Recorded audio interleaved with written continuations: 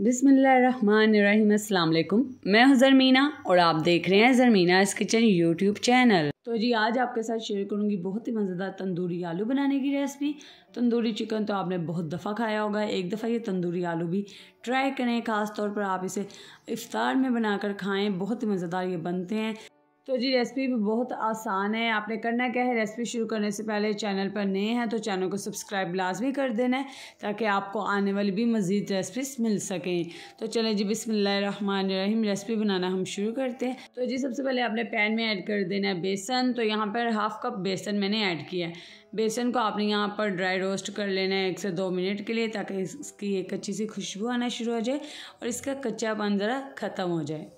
तो जी ये देखिए बेसन यहाँ पे ड्राई रोस्ट हो चुका है, ऐसे साइड पे रख देते हैं। अब आपने एक बाउल लेना है, उसमें 2 चम्मच के करीब ऐड कर देना ऑयल और अब आप इसमें ऐड कीजिए तिक्का मसाला। किसी भी ब्रांड का ले सकते हैं, बाज़ार से आसानी से मिल जाता है। 2 टेबलस्पून के करीब मैंने तिक्का मसाला ऐड किया है। 1 टीस्पून के करीब मैंने यहाँ पे लाल मिर्ची का पाउडर ऐड किया है। हाफ़ टी स्पून के करीब ऐड कर दीजिए यहाँ पे हल्दी पाउडर। हाफ़ टी स्पून के करीब ऐड कर दीजिए यहाँ पर गरम मसाला और हाफ़ टी स्पून के करीब ऐड कर दीजिए यहाँ पर आप धनिया पाउडर। और यहाँ पर मैंने हाफ़ टी स्पून के करीब ऐड किया यहाँ पर लहसुन पाउडर और हाफ़ टी स्पून के करीब मैंने ऐड किया यहाँ पर अदरक का पाउडर और 1 टीस्पून के करीब मैंने यहाँ पर ऐड किया कसूरी मेथी और नमक ऐड कीजिए अपने टेस्ट के हिसाब से। और अब इसमें ऐड कर दीजिए दही। तो यहाँ पर तकरीबन 3 से 4 बड़े चम्मच मैंने दही ऐड किए हैं और जो बेसन हमने शुरू में ड्राई रोस्ट करके रखा था ना, वही मैंने इसमें ऐड कर दिया। इसे मिक्स करके अच्छा से मिक्सचर तैयार कर लीजिए। अच्छा जी एक बात मेंशन करती चलूँ, अगर आपके पास ये पाउडर नहीं है लहसुन पाउडर अदरक पाउडर, तो आप यहाँ पे फ्रेश जो जिंजर गार्लिक का पेस्ट होता है ना, कूट कर ऐड कर सकते हो। अब यहाँ पर हम लेमन ऐड करेंगे बहुत सारा। तो यहाँ पर 3 से 4 बड़े साइज़ के लेमन का रस मैंने ऐड किया है। इससे बहुत ही अच्छा टेस्ट आपको मिलेगा और साथ ही इसमें थोड़ा सा हम फूड कलर ऐड कर देंगे। तो मैंने यहाँ पर रेड फूड कलर ऐड किया, आप चाहें तो येलो भी ऐड कर सकते हो। थोड़ा सा पानी ऐड किया मैंने इसमें क्योंकि ये पेस्ट मुझे काफ़ी गाढ़ा लग रहा था। थोड़ा सा पानी ऐड करके इस तरीके से हम पेस्ट इसका तैयार कर लेंगे। ठीक है जी, तो ये पेस्ट हमारा तैयार हो चुका है।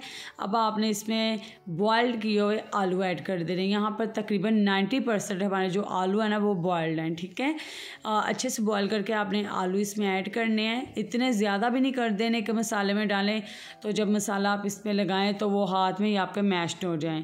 अच्छे से आप मिक्स करेंगे, एक एक आलू के ऊपर भरकर मसाला लगाएंगे। तो इसलिए मैंने मसाला थोड़ा ज़्यादा बनाया है ताकि एक एक आलू के ऊपर अच्छे से स्टफ़ हो जाए मसाला। तो जी ये देखें, अब आपने इसे मैक्सिमम 1 घंटे के लिए रखना है ताकि ये जो मसालों का टेस्ट है ना वो आलू में अच्छे से आएगा, तकरीबन 1 घंटे के लिए। तो जी ये देखें यहाँ पर 1 घंटा हो चुका है और आप आलू का देख अंदाज़ा लगा सकते हो इसके ऊपर कितना प्यारा सा कलर आ चुका है क्योंकि हमने इसे काफ़ी 1 घंटे के लिए रख दिया था। तो ये देखिए यहाँ पे आप वेजिस दे सकते हैं। मैंने शिमला मिर्च लिया है और टमाटर लिए हैं और प्याज लिए हैं। आप इन तीनों में से कोई एक भी ले सकते हो, ठीक है, ज़रूरी नहीं कि तीनों ही लें। अब आपने इस तरीके से स्क्यूवर्स ले लेने हैं, बाज़ार से बड़ी आसानी से ये मिल जाते हैं। अब आपने इसमें वेजिस ऐड करनी है। सबसे पहले मैंने इसमें शिमला मिर्ची लगा दी है, प्याज लगाएंगे और अब हम इसमें आलू लगाएंगे मसाले वाले।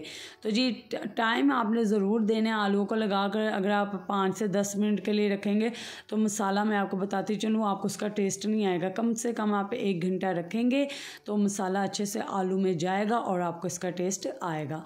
तो जी इसी दरमियान अगर आप मेरे चैनल पर नए हैं या अगर आपने अभी तक चैनल को सब्सक्राइब नहीं किया तो जल्दी से चैनल को सब्सक्राइब कर दीजिए। जो घंटी का निशान आपको नज़र आ रहा है ना उसे प्रेस कर दीजिए ताकि आपको आने वाली भी हर नई रेसिपी का नोटिफिकेशन वक्त पर मिल सकेगा, ताकि आपको और भी मेरी मज़ेदार सी बजट फ्रेंडली रेसिपीज मिल सकें। बहुत ही नए आइडियाज़ लेकर आती हूँ मैं आपके लिए। तो रेसिपी को लाइक किया करें, अपने फ्रेंड्स एंड फैमिली मेम्बर्स के साथ शेयर भी कर दिया करें। तो जी ये देखें यहाँ पर हमारे जो स्टिक है ना वो तमाम तैयार हो चुकी हैं।